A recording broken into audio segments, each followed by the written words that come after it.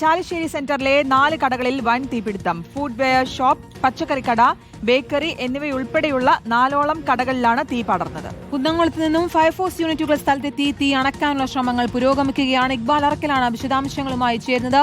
ഇക്ബാൽ, എന്താണ് തീപിടുത്തത്തിന് കാരണമെന്ന് മനസ്സിലാക്കാൻ സാധിച്ചിട്ടുണ്ടോ? തീ നിയന്ത്രണ വിധേയമാക്കാനും ഒപ്പം സാധിച്ചിട്ടുണ്ടോ? ഇന്ന് വൈകിട്ടോടു കൂടിയാണ് പാലക്കാട് ചാലിശ്ശേരിയിൽ ഇത്തരത്തിൽ വൻ തീപിടുത്തം ഉണ്ടാവുന്നത്. ചാലിശ്ശേരി സെന്ററിലെ 4 കടകൾ, ഫുഡ്വെയർ, പച്ചക്കറിക്കട, ബേക്കറി ഉൾപ്പെടെയുള്ള 4ഓളം കടകളിലാണ് ഇത്തരത്തിൽ തീപിടുത്തം ഉണ്ടായത്.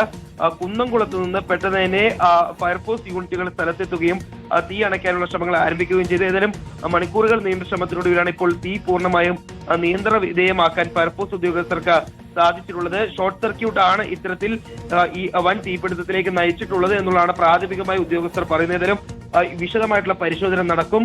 ഫയർഫോഴ്സിന്റെ നേതൃത്വത്തിലായിരിക്കും പരിശോധന. ശരി, ഇക്ബാൽ അറക്കലാണ് വിശദാംശങ്ങൾ നൽകിയത്.